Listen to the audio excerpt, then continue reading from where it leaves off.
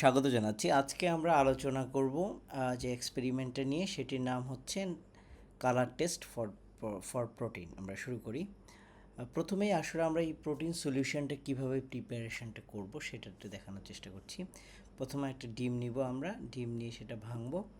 ভাঙার পর সেটার কুসুমটা আমরা নিব না, কুসুমটা না নিয়ে সাদা অংশটা আমরা নিব।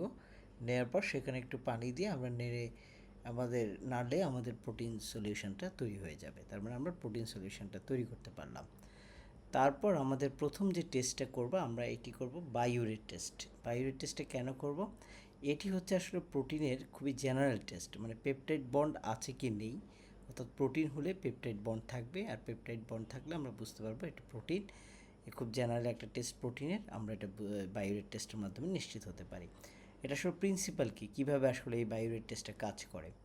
অ্যালকালাইন মিডিয়ামে, যদি মিডিয়ামটা অ্যালকালাইন হয়, তাহলে কিউপ্রিক আয়নটা পেপটাইড বন্ডের সাথে কমপ্লেক্স তৈরি করে একটা ভায়োলেট কালারের একটা কমপ্লেক্স তৈরি করে। সেটা দেখে আমরা আসলে বুঝতে পারি এখানে পেপটাইড রয়েছে, তার মানে এখানে প্রোটিন রয়েছে। তার মানে এখানে কিউপ্রিক আয়নটা, মূলত কিউপ্রিক আয়নটা আসে আসলে কপার সালফেট থেকে। একটু পরে আমরা আলোচনা করছি কপার সালফেট আসলে কোথা থেকে এলো, এটি একটি রিয়েজেন্ট। এই কিউপ্রিক আয়নটা পেপটাইড বন্ডের সাথে একটা কমপ্লেক্স তৈরি করে। এই কমপ্লেক্সটার কালারটাই হচ্ছে ভায়োলেট কালার কমপ্লেক্স। আর এই কালারটার ইন্টেন্সিটি, অর্থাৎ কালার যদি বেশি হয় তাহলে আমরা বুঝবো যে পেপটাইড বন্ড বেশি। তার মানে পেপটাইড বন্ডের সাথে এই কালারের ইন্টেন্সিটির একটা ডিরেক্ট প্রপোর্শনাল রিলেশন রয়েছে। অর্থাৎ পেপটাইড বন্ড বেশি হলে এই কালারটা খুব বেশি হবে, আর পেপটাইড বন্ড যদি কম হয় তাহলে কালারটা কম হবে। এরপর আমরা আসলে কিভাবে এই টেস্ট আমরা করব সেটি নিয়ে আলোচনা করছি। তার আগে আমরা আলোচনা করব রিয়েজেন্ট নিয়ে। দুই ধরনের রিয়েজেন্ট আমাদের প্রয়োজন। একটা হচ্ছে 10% সোডিয়াম হাইড্রোক্সাইড সলিউশন আমাদের প্রয়োজন, আর একটা হচ্ছে আমাদের 0.5% কপার সালফেট সলিউশন আমাদের প্রয়োজন। এই দুটো থাকলেই আমরা বায়োরেট টেস্টটা করতে পারবো। এবার আমরা 2 থেকে 3 ml প্রোটিন সলিউশন নেব। এই প্রোটিন সলিউশনটা আমরা প্রথমেই তৈরি করে নিয়েছি। ডিমটা ভেঙে এর সাদা অংশটা নিয়ে সেখানে পানি দিয়ে আমরা নেড়ে যে সলিউশনটা তৈরি করেছিলাম সেটাই হচ্ছে প্রোটিন সলিউশন। সেখান থেকে আমরা 2 থেকে 3 ml প্রোটিন সলিউশন নিব এবং সমপরিমাণ আমরা 10% সোডিয়াম হাইড্রোক্সাইডটা নিব। নেওয়ার পর আমরা ভালো করে মিক্স করব।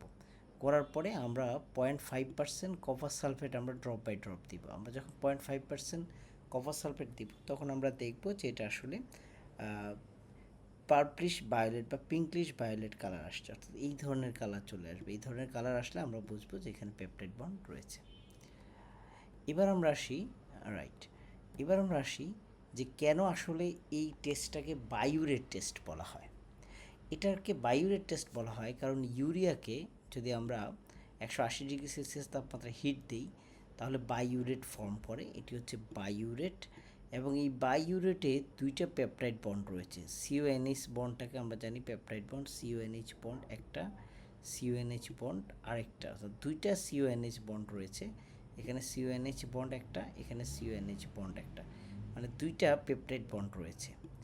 এই দুইটা পেপটাইড বন্ড একেবারে প্রোটিনের পেপটাইড বন্ডের মতো সিমিলার, এবং এই বন্ডগুলো আমরা যখন অ্যালকালাইন মিডিয়ামে কিউপ্রিক সালফেটের উপস্থিতি, অর্থাৎ অ্যালকালাইন মিডিয়ামে আমরা যদি কিউপ্রিক সালফেট দিয়ে অ্যালকালাইন মিডিয়ামে যদি আমরা এটাকে বিক্রিয়া ঘটাই তাহলেই ভায়োলেট কালার কমপ্লেক্স তৈরি করবে। এই ভায়োলেট কালার কমপ্লেক্স তৈরি করবে একেবারে ঠিক প্রোটিন যেভাবে প্রোটিনের পেপটাইড যেভাবে ভায়োলেট কালার রিং তৈরি করে সেভাবে বায়োরেটও ভায়োলেট কালার তৈরি করবে। এই জন্যই আসলে এই টেস্টটাকে আমরা বায়োরেট টেস্ট বলছি।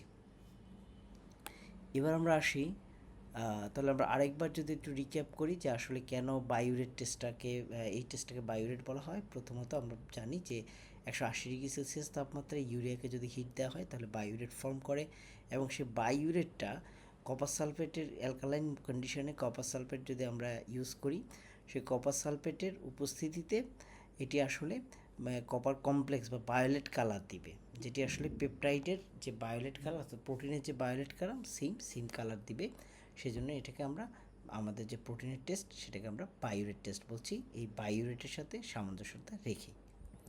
এবার আমরা আসি মিলন্স টেস্ট। মিলন্স টেস্ট আসলে আমরা কেন করব? মিলন্স টেস্ট একটা কোয়ালিটেটিভ টেস্ট। এটা আসলে করা হয় টাইরোসিন আছে কিনা। আমরা একটা প্রোটিনে টাইরোসিন আছে কি না এই অ্যামাইনো অ্যাসিডটা, সেটাকে আমরা নিশ্চিত হতে পারি মিলন্স টেস্টের মাধ্যমে।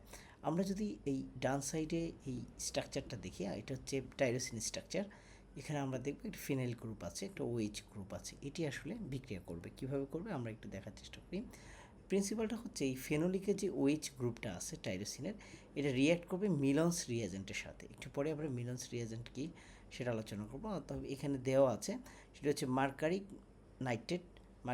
নাইট্রেট ইন নাইট্রিক অ্যাসিড, অর্থাৎ নাইট্রিক অ্যাসিডে মার্কিউরিক নাইট্রেট থাকে, এটি হচ্ছে মিলন্স রিয়েজেন্ট। এই রিয়েজেন্টের সাথে মূলত এই ফেনোলিকের যে ওএইচটা আছে সেটি বিক্রিয়া করে। এরপর আমরা যখন হিট দিই, হিট দিলে ব্রিক রেড একটা মার্কারি কালার কমপ্লেক্স তৈরি করে, অর্থাৎ brick red colour mercury complex তৈরি করবে। তখনই আমরা দেখে বুঝতে পারবো এটা মিলন্স টেস্ট। আমরা একটু দেখার চেষ্টা করি। আর হচ্ছে টাইরোসিন, এখানে একটা ওএইচ গ্রুপ রয়েছে, একটা ফেনোলিক ওএইচ গ্রুপ। আর নাইট্রিক অ্যাসিডের উপস্থিতিতে মার্কিউরিক নাইট্রেটের সংস্পর্শে যখন আনা হয়, অর্থাৎ নাইট্রিক অ্যাসিড থাকবে, এখানে মার্কারিক নাইট্রেটও থাকবে, তখন একটা ব্রিক রেড একটা প্রোডাক্ট তৈরি করে, ব্রিক রেড মার্কারি একটা কমপ্লেক্স তৈরি করে ব্রিক রেডের। এই কমপ্লেক্সটা তখন আমরা রেড দেখি, আর তখন আমরা নিশ্চিত হই যে এই প্রোটিনে টাইরোসিন রয়েছে, মানে টাইরোসিন নিশ্চিত হওয়ার টেস্টে হচ্ছে মিলন্স টেস্ট। এবার আমরা রিয়েজেন্টে একটু আগে বলেছি 10 গ্রাম আমরা মার্কিউরিক নাইট্রেট নিব এবং 10 ml নাইট্রিক অ্যাসিডে আমরা যখন সলিউশনটা দিব তখন মিলন্স রিয়েজেন্ট তৈরি হয়ে যাবে।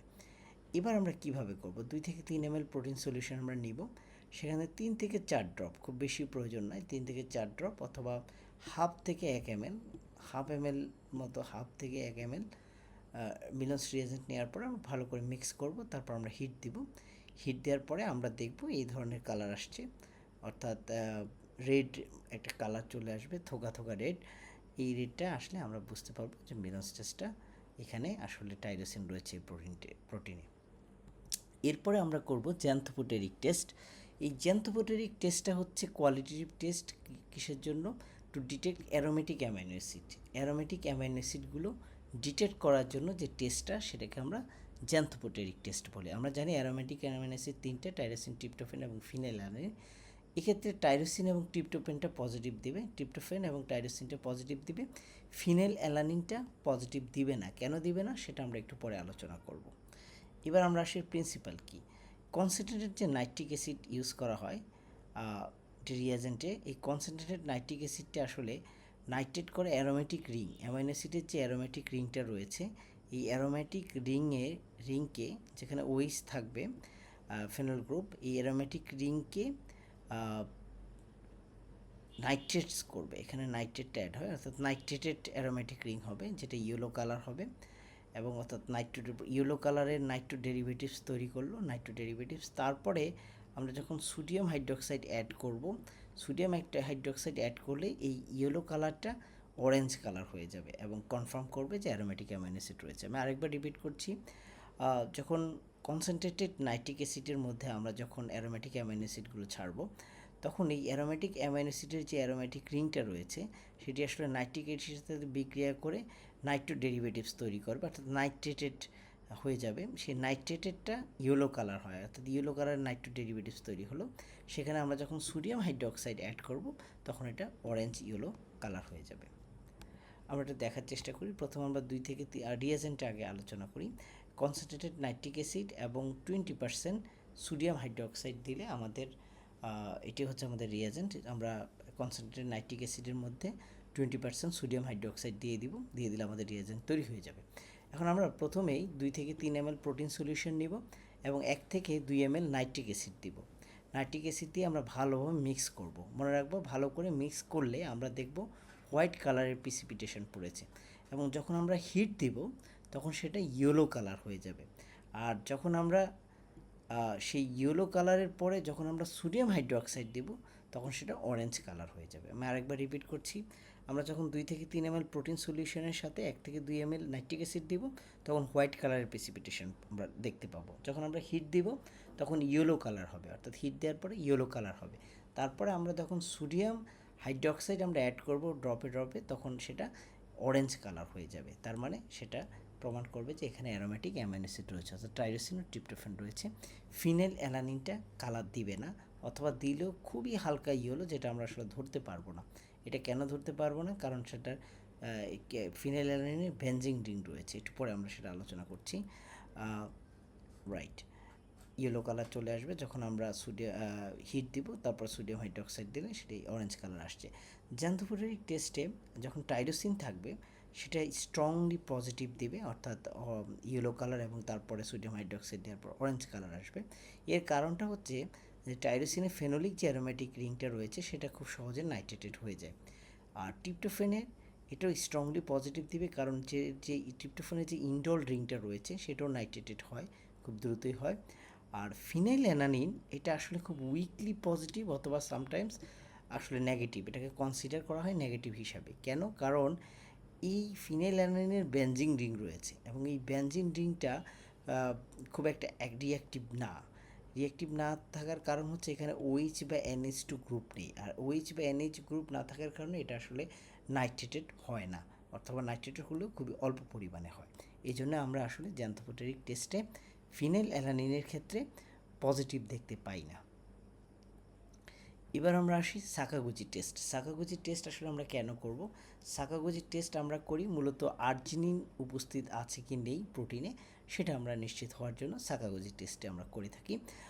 এটার প্রিন্সিপাল হচ্ছে সাকাগুচি টেস্টে একটা গ্রুপ থাকে যেটাকে আমরা গোয়ানিডো গ্রুপ বলি, এই গ্রুপটাকে আমরা গোয়ানিডো গ্রুপ বলি।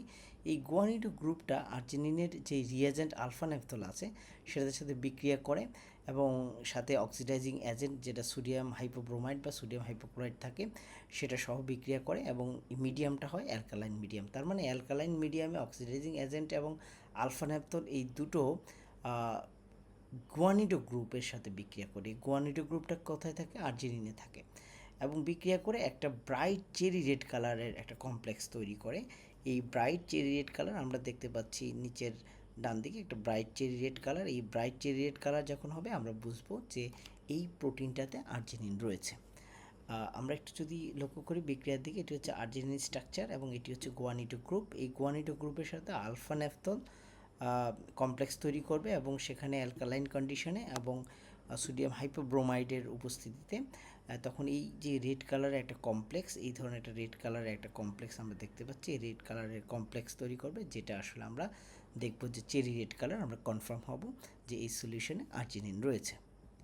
এবার আমরা আসি আসলে রিয়েজেন্টগুলো কী কী। প্রথমে রিয়েজেন্ট হচ্ছে আলফা ন্যাফথল সলিউশন 1%, 6% সোডিয়াম হাইড্রোক্সাইড আমরা ইউজ করব, আর সোডিয়াম হাইপোব্রোমাইড ইউজ করব, তখনই আমাদের এই সলিউশনটা তৈরি হয়ে গেল।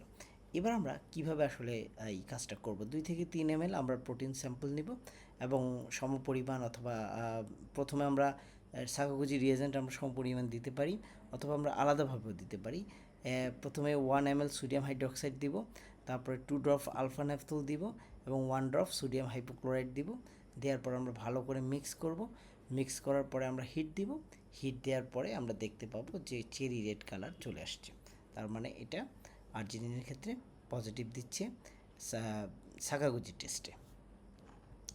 এবার আমরা আসি নিনহাইড্রিন টেস্ট। নিনহাইড্রিন টেস্ট আসলে আমরা কেন করব? নিনহাইড্রিন টেস্ট করি আমরা ফ্রি অ্যামাইনো অ্যাসিডগুলো ডিটেক্ট করার জন্য, অর্থাৎ এটাও প্রোটিন একটা জেনারেল টেস্ট, অর্থাৎ ফ্রি অ্যামাইনো অ্যাসিড, পেপটাইডস এবং প্রোটিনস, এরা যেই ফ্রি অ্যামাইনো অ্যাসিডটা কন্টেন্ট করে, এই ফ্রি অ্যামাইনো অ্যাসিডটা দেখে আমরা আসলে নিনহাইড্রিন টেস্টে পজিটিভটা পাই, অর্থাৎ নিনহাইড্রিন টেস্ট প্রোটিনের জেনারেল টেস্ট। এটার আসলে প্রিন্সিপালটা কি? যখন আমরা হিট দিই তখন এই নিনহাইড্রিনটা রিয়্যাক্ট করে ফ্রি যে আলফা অ্যামাইনো গ্রুপ আছে সেটার সাথে, এবং এটা ডিএমিনেশন এবং ডিকার্বক্সিলেশন ঘটায়, অর্থাৎ নাইট্রিক অ্যাসিড, NH3, অ্যামোনিয়া এবং কার্বন ডাইঅক্সাইড এবং একটা অ্যালডিহাইড রিলিজ করে। তারপরে এই NH3টা আসলে বিক্রিয়া করবে নিনহাইড্রিনের সাথে, এবং তারপরে রুমেন্স পার্পল কালার আসবে। আমরা একটু বিক্রিয়ার মাধ্যমে এটা একটু ক্লিয়ার হই। নিনহাইড্রিন, আমরা যখন নিনহাইড্রিনকে আলফা অ্যামাইনো অ্যাসিড, অর্থাৎ আমাদের প্রোটিনে যে ফ্রি আলফা অ্যামাইনো অ্যাসিড রয়েছে সেটার সাথে নিনহাইড্রিনকে আমরা বিক্রিয়া ঘটাচ্ছি। বিক্রিয়া ঘটানোর করে হাইড্রিন ড্যান্ডিন এবং অ্যালডিহাইড ফ্রি হচ্ছে, কার্বন ডাইঅক্সাইড ফ্রি হচ্ছে, এবং NH3 অ্যামোনিয়া ফ্রি হচ্ছে। এই অ্যামোনিয়াটা পরবর্তীতে এই নিনহাইড্রিনের সাথে বিক্রিয়া করে ভায়োলেট কালার, যেটাকে আমরা বলছি রুমেন্স পার্পল কালার, এই রুমেন্স পার্পল কালারের একটা কমপ্লেক্স তৈরি করছে। আর এই কমপ্লেক্স তৈরি করলে আমরা বুঝতে পারবো যে এখানে ফ্রি অ্যামাইনো অ্যাসিড রয়েছে, আলফা অ্যামাইনো অ্যাসিড রয়েছে, তার মানে এটা প্রোটিন। আমরা প্রোটিনের জেনারেল টেস্ট হিসেবে এটা ধরতে পারি। তবে প্রোলিন এবং হাইড্রক্সি প্রোলিন এরা ইয়েলো কালার দেয়, এরা গ্রিন কালার দেয় না, কারণ আমরা জানি যে এদের যেই গ্রুপটি রয়েছে, অর্থাৎ এদের স্ট্রাকচারে সেকেন্ডারি ইমিউনো গ্রুপ রয়েছে, অ্যামাইনো গ্রুপ নয়। এই জন্য আসলে প্রোলিন এবং হাইড্রক্সি প্রোলিন এটা হচ্ছে নিনহাইড্রিনের স্ট্রাকচার।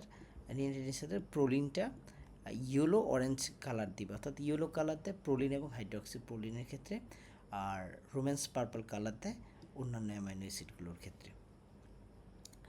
এবার আমরা আসি নিনহাইড্রিন টেস্ট আসলে কীভাবে করব, তার আগে রিয়েজেন্ট সম্পর্কে জেনে নিই। 0.2% নিনহাইড্রিন সলিউশন দিয়ে আমরা নিনহাইড্রিন রিয়েজেন্ট আমরা তৈরি করে ফেলবো। আর প্রসিডিউরটা হচ্ছে 2 থেকে 3 ml আমরা প্রোটিন স্যাম্পল নিব এবং 2 থেকে 3 ড্রপ নিনহাইড্রিন সলিউশন নিব, তারপর ভালো করে মিক্স করে আমরা হিট দেব। হিট দেওয়ার পরে আমরা রোম্যান্স পার্পল একটা কালার পাবো। এই কালারটাকে রোম্যান্স পার্পল কালার কেন বলা হয়, কারণ রোম্যান্স নামক একজন ভদ্রলোক এটা আবিষ্কার করেছেন। এবার আমরা আসি সালফার টেস্ট বা লেড অ্যাসিডের টেস্ট। লেড অ্যাসিডের টেস্টের প্রথমে আমরা রিয়েজেন্ট সম্পর্কে জেনে নিই। 10% সোডিয়াম হাইড্রক্সাইড এবং লেড অ্যাসিডের সলিউশন দিয়ে আসলে এই লেড অ্যাসিডের টেস্ট বা সালফার টেস্ট করা হয়। এই লেড অ্যাসিডের টেস্ট খুবই স্পেসিফিক সালফার কন্টেনিং অ্যামিনো অ্যাসিডের জন্য। আমরা জানি sulphur containing amino acid cystine এবং মিথিওনিন, তবে এক্ষেত্রে মিথিওনিন পজিটিভ দিবে না। কেন দিবে না সেটা একটু পরে আলোচনা করছি। এক্ষেত্রে সিস্টিন এবং সিস্টিন করবে। আমরা কেন সিস্টিন এবং সিস্টিন বলি, সিস্টিন হচ্ছে একটা সিঙ্গেল সিস্টিন আর দুইটা সিস্টিন একটা ডাইসালফাইড বন্ড তৈরি করে যখন, সেটাকে আমরা সিস্টাইন বলি। এটা আমরা একটু মনে রাখতে হবে। এটা আসলে পজিটিভ যখন দেয় তখন আসলে কালারটা হয় গ্রে অর ব্ল্যাক প্রিসিপিটেশন পড়ে। আমরা প্রিন্সিপাল নিয়ে কথা বলি। যখন আমরা হিট দিব সোডিয়াম হাইড্রোক্সাইডের সাথে, তখন সালফার কন্টেনিং যে অ্যামাইনো অ্যাসিডের যে সালফারটা আছে সেটা লিবারেটেড হয়ে সোডিয়াম সালফাইড তৈরি করে এবং সেটা পরবর্তীতে লেড অ্যাসিডেটের সাথে বিক্রিয়া করে ব্রাউন কালার অথবা ব্ল্যাক কালার তৈরি করে। আমরা একটু দেখার চেষ্টা করি। এটি হচ্ছে সালফার কন্টেনিং অ্যামাইনো অ্যাসিড। সেই সালফার কন্টেনিং অ্যাসিড গ্রুপ, সেটা সোডিয়াম হাইড্রোক্সাইড যত আমরা তখন হিট দিই তখন সোডিয়াম সালফাইড তৈরি করে। এই সোডিয়াম সালফাইড পরবর্তীতে লেড অ্যাসিডেটের সাথে বিক্রিয়া করে লেড সালফাইড তৈরি করে। এই লেড সালফাইডটাই মূলত ব্ল্যাক প্রিসিপিটেশন হিসেবে পতিত হয়, যেটাকে আমরা দেখতে পাই লেড অ্যাসিডের টেস্টে। আমরা একটা ব্ল্যাক দেখতে পারবো এবং কিছুটা বাজে গন্ধ আমরা পাবো। তাহলে আমরা বুঝতে পারবো যে এখানে সালফার কন্টেনিং রয়েছে, অর্থাৎ এখানে সিস্টিন রয়েছে, এখানে মিথিওনিন নেই। কেন মিথিওনিন নেই, কেন আসলে লেড অ্যাসিডের টেস্টে মিথিওনিনটা পজিটিভ দেয় না, এর কারণ হচ্ছে আমরা যদি মিথিওনিন স্ট্রাকচার দেখি, এখানে আসলে থায়োইথার বন্ড ফর্ম আছে, অর্থাৎ থায়োইথার বন্ড SCH অর্থাৎ CH2 আর S রয়েছে। SCH3 এই বন্ডটাকে বলা হয় থায়োইথার বন্ড। এই বন্ডটা খুবই স্টেবল, অর্থাৎ SH বা SS ডাবল সালফাইড বন্ডের থেকেও এই থায়োইথার বন্ডটা খুবই স্ট্রং। এই স্ট্রং থাকার কারণে অ্যালকালাইন সলিউশনে এটা আসলে ভাঙে না। না ভাঙার কারণে এই CS বন্ডটা না ভাঙার কারণেই আসলে মিথিওনিন পজিটিভ দেয় না লেড অ্যাসিডের টেস্টে, কিন্তু সিস্টিনটা দিয়ে দেয়।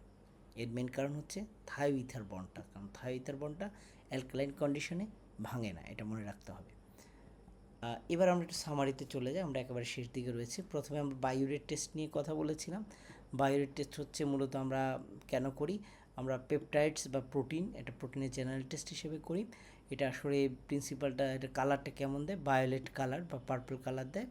আর প্রিন্সিপালটা কী ছিল, কিউপ্রিক আয়নটা আসলে পেপটাইড বন্ডের সাথে একটা কমপ্লেক্স তৈরি করে অ্যালকালাইন মিডিয়ামে, এই জন্যই আসলে এটি ভায়োলেট বা পার্পল কালার দেয়। তারপরে আমরা মিলন্স টেস্ট নিয়ে কথা বলেছিলাম। মিলন্স টেস্ট মূলত টাইরোসিন কন্টেনিং যেই প্রোটিন রয়েছে, অর্থাৎ টাইরোসিন কন্টেনিং অ্যামাইনো অ্যাসিডের যে প্রোটিন সেখানে পজিটিভ দিবে এবং সেক্ষেত্রে ব্রিক রেট দেয়। আর সেখানে যে ফিনোলিক ওয়েজ রয়েছে টাইরোসিনের, সেটা আসলে মিলন্স রিয়েজেন্টের সাথে কমপ্লেক্স তৈরি করে, কমপ্লেক্স তৈরি করে ব্রিক রেড কালার দেয়। তারপর আমরা জ্যান্থোপোটেরিক টেস্ট পড়েছিলাম। জ্যান্থোপোটেরিক টেস্টটা মূলত আমাদের অ্যারোমেটিক অ্যামাইনো অ্যাসিড অর্থাৎ টাইরোসিন, ট্রিপ্টোফ্যান এবং ফিনাইল অ্যালানিন যেটি রয়েছে, সেক্ষেত্রে টাইরোসিন এবং ট্রিপ্টোফ্যানের ক্ষেত্রে পজিটিভ দিবে, কিন্তু ফিনাইল অ্যালানিনের ক্ষেত্রে পজিটিভ দিবে না, দিলে খুব উইক দিবে। এটা মূলত নাইট্রেশন হয়, অ্যারোমেটিক এর যে রিংগুলো আছে সেখানে নাইট্রেশন হয় নাইট্রিক অ্যাসিড দ্বারা। তারপর আমরা যখন সোডিয়াম হাইড্রোক্সাইড দিই তখন ইয়েলো থেকে অরেঞ্জ কালারটা হয়, তার মানে ইয়েলো হয় অরেঞ্জ হয় সোডিয়াম হাইড্রোক্সাইড দিলে। তারপর আমরা নিন হাইড্রিন টেস্ট আমরা পড়েছিলাম। নিন হাইড্রিন টেস্টটা মূলত ফ্রি অ্যামাইনো অ্যাসিড, অর্থাৎ আলফা অ্যামাইনো অ্যাসিড যদি ফ্রি থাকে তাহলে নিন হাইড্রিন টেস্টে পজিটিভ দিবে, আর সেটা পজিটিভটা হচ্ছে পার্পল কালার, যেটাকে আমরা আরেকবার বলি রুমেন্স পার্পল কালার। এটার কারণ হচ্ছে ফ্রি যে আলফা অ্যামাইনো গ্রুপ রয়েছে সেটা নিন হাইড্রিনের সাথে বিক্রিয়া করেই মূলত এই রুমেন্স পার্পল কালারটা দেয়। তারপর আমরা সাকাগুচি টেস্ট দেখেছিলাম। সাকাগুচি টেস্ট মূলত পজিটিভ দেয় আর্জিনিনের ক্ষেত্রে, অর্থাৎ প্রোটিনে যদি আর্জিনিন থাকে তাহলে সাকাগুচি টেস্ট পজিটিভ দিবে, আর পজিটিভটা হচ্ছে চেরি রেড কালার। আর এর কারণটা হচ্ছে গুয়ানিডো গ্রুপ, অর্থাৎ আর্জিনিনের যে গুয়ানিডো গ্রুপ রয়েছে এই গুয়ানিডো গ্রুপটা আলফা ন্যাপথলের সাথে বিক্রিয়া করে আলফা ন্যাপথল এবং একটা অক্সিডাইজিং এজেন্ট, যেটা সোডিয়াম হাইপোব্রোমাইড বা হাইপোক্লোরাইড এরকম একটা অক্সিডাইজিং এজেন্ট, এবং আলফা ন্যাপথলের সাথে গুয়ানিডো গ্রুপটা বিক্রিয়া করে চেরি রেড কালারটা দেয়। তারপরে আমরা লেড অ্যাসিডের টেস্ট, ওটা সর্বশেষ টেস্টটা আমরা করেছি, যেটা হচ্ছে সালফার কন্টেইনিং যে অ্যামাইনো অ্যাসিডগুলো রয়েছে, যেমন সিস্টিনের জন্য মূলত এটি পজিটিভ দিবে এবং সেখানে ব্ল্যাক প্রিসিপিটেশন, লেড সালফাইডের ব্ল্যাক প্রিসিপিটেশন পড়বে। এটা মূলত সালফার যেটা রিলিজ হয় সেটা সোডিয়াম সালফাইড তৈরি করে এবং সেটা পরবর্তীতে লেড অ্যাসিডের সাথে বিক্রিয়া করে লেড সালফাইড করে, যেটা আসলে ব্ল্যাক প্রিসিপিটেশন হয়। ধন্যবাদ সবাইকে দেখবার জন্য।